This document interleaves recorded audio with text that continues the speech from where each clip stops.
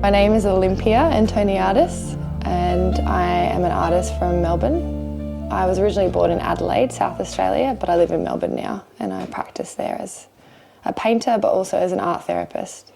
So my art explores a lot of loss and grief thematically, but I use oil paintings predominantly. So I use oils predominantly, and I paint a lot of still life, so I have a lot of reference to kind of the old masters or traditional memento mori and vanitas, and I use those to kind of explore the theme of flowers a lot of the time, flowers, candles or different objects to explore, loss and grief and death as well. A lot of the flowers that I paint have died already or in the transition of dying.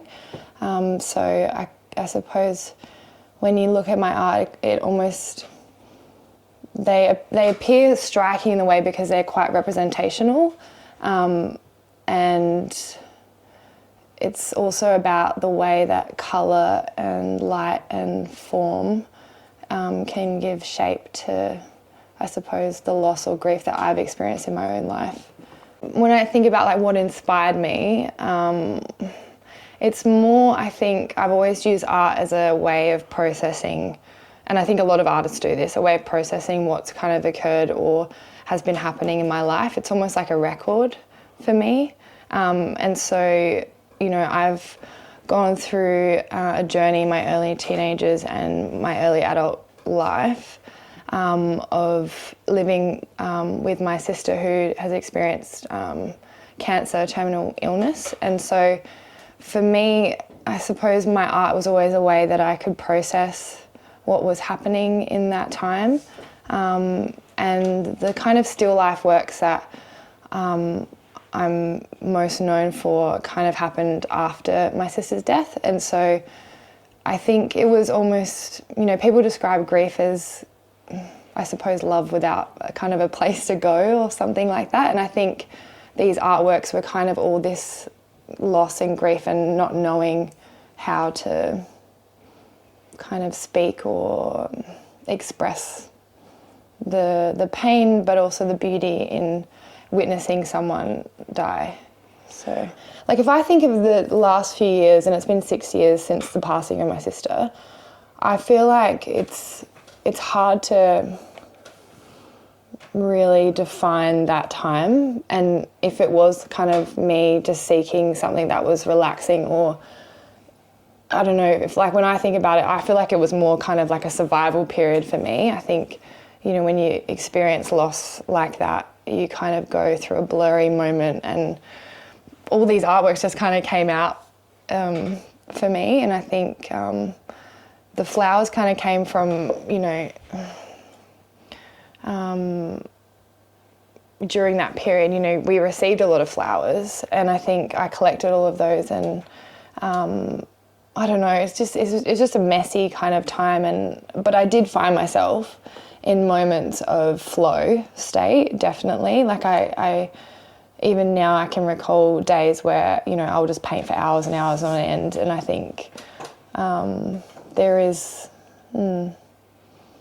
Would you consider to paint happy moments that you can think about with your sister playing on the beach or whatever, or is it just the loss and the grief? I think it's just the loss and the grief a lot of the time. I think that's what mostly interests me, or that's something what I'm figuring out right now, you know, in this present moment, I think. So when she passed and you saw all those flowers, what message was in those flowers? What did these flowers mean to you? I think it was more like, what comes to my mind firstly is that it was just almost like a ritual or a moment in time, you know. I think we use flowers to mark a significant celebration or maybe loss. And even though I didn't really know a lot of the time I don't really know what I'm doing during the moment, but then when I reflect on it, I go, okay, maybe I'm just marking a moment or processing something, processing a heavy emotion, or I'm not sure. Is flowers also a form of showing appreciation? I suppose so, yeah. And I use them, I think I just use them as like a symbol of something that is very messy and not so contained, like grief. It's a very, it can be beautiful, and there is happiness in losing someone as well, like through happy memories, but I think it is also a messy kind of experience as well. That isn't clear cut, you know.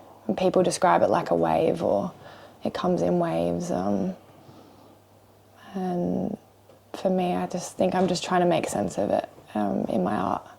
Yeah. Now, you do workshops also. Do you then ask people to think in that element of loss and grief, or you just let them go and do whatever you like, and you guide them a little bit, or how does it work? So I'm also an art therapist as well. So in the last 4 years, I've studied to be an art therapist and done a master's of that. And in my workshops, they might be around grief, or they might just be a space of coming together. So this is almost like another part of my, I guess, identity and practice, is that I really believe in bringing people in the community together through art, in processing my own grief and processing my own feelings and emotions. I think I've kind of come to the realization of how kind of effective or special it is to use art as a way of processing your emotions. And I really want to be able to give that back to the community in some way. So the workshops, there are different kind of workshops I do. I also work one-on-one with people as well. And another part of my job is that I work at a primary school and work with young children. And so we use art as a way of processing our emotions and our feelings, and so. How do young children, do you think, look at loss and grief? How do they experience that? Can you pick up on that? Can you notice that through their artwork, or? Yeah, I can definitely. I think children have this really straightforward, and they're not afraid to say kind of what they're feeling or thinking, and especially in their artworks. Like, their artworks are so rich, full of storytelling, and it depends on the child, obviously, but there's this kind of very forwardness of children where they're not kind of afraid to create or make. I think that happens later in our life.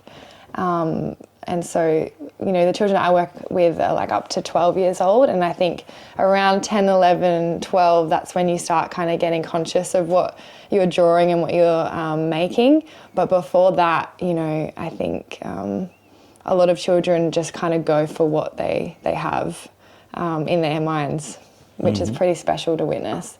And I think it's been really important to my practice, because my practice really can kind of, how do I describe it? It's like very tight in the way that I paint. And I think studying art therapy, it's allowed me to witness another way of processing and creating. So, yeah, you describe your work, but what does it sort of look like then? Yeah, so my work, well, I think you'd have to come to the gallery and have a look. But a lot of the work that I've been doing, you won't see it.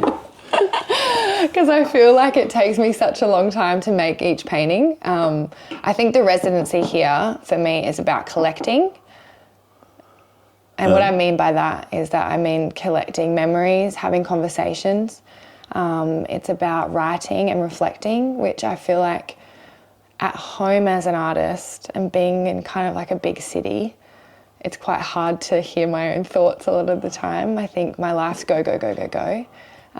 But I've noticed that since being here, I can hear my own thoughts, and I can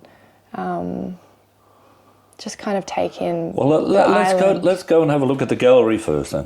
So I'm just preparing for my morning. I usually have a clean slate on my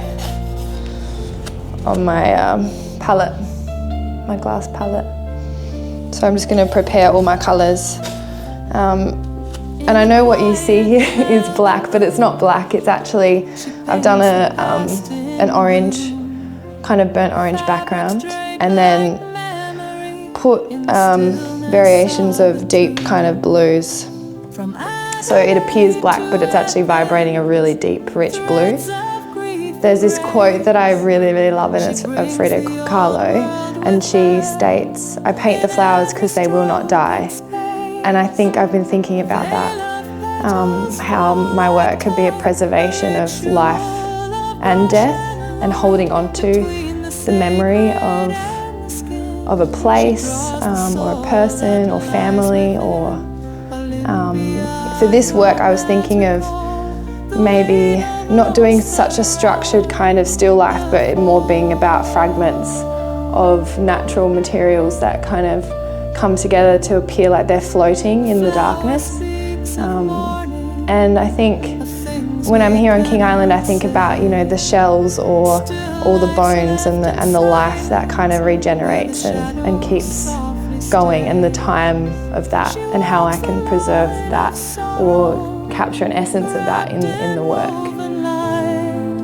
Where domestic ghosts and icons blur the day and night. Veil of petals fall like time, a ritual of brush and line between the sacred and the skin. When I paint, it's kind of, I layer the oil paint. So I don't actually usually put the background straight like this, but because I'm kind of working a little bit more intuitively with this one, I've done the whole rich background, and then I'll paint the outlines of the different shapes, but then I'll come back over it, and the detail will keep kind of building up. In the quiet fold of fabric lives a story never told. In the echo, I'm almost just going to draw them on. lies the healing she can hold. Veil of petals grace the air, a daughter artist always there with every A lot of the inspiration that I've had for my work is, I think, about memory as well. So when I'm here on King Island, I also think about, well, the natural materials that surround me, but also even just the water and the way that the water moves, or even the feeling that's created through the movement of the water, and or the rocks and the sand, or the shells or the bones that you find. King Island was almost like a relief, a different world and experience. Yeah, I think King Island, for me, what drew me into King Island, I think, was first the water. Like the idea of being surrounded by water, for some reason, felt containing, or maybe containing is the right word. Embracing. Yeah, like it's like an embrace. Like the thought of an island being surrounded by water is embracing. Yeah. And for some reason that really drew me to the place. And I didn't know much about King Island before, to be completely honest. But just the idea of that kind of led me here. And then as the period of, coming here came closer, I started working with the council and hearing about how they might be interested in working this month around mental health. And so that really fed into my art therapy work as well. And then, being able to work with the community as well and experience the locals and how people speak of the island, I think that's all informing my experience here. Someone I think said that it's kind of like, I think the word's embryonic. Is it embryo? Like an embryo almost. But I wonder if the island's almost like a womb in a way. I don't know if that's a bit obscure, but it's just there's something about this place that is quite, serene and beautiful. And So the King Island Gallery started quite some time ago with this Artist in Residence program. Yeah. What do you think of the whole idea of having that in place for a small island, small gallery here, like here? Yeah, I think having the residency for a real and small place like King Island is really, really, well, I think it's enriching for the artist because I've gained so much out of it, and I hope that it would be also enriching for the community as well. I think I think it's a sharing of perspectives, you know. There's so many other artists on the island, but also just local people who are working and living.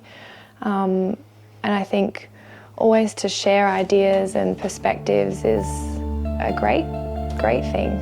And I think that's what the residency can do, is bringing people together through art.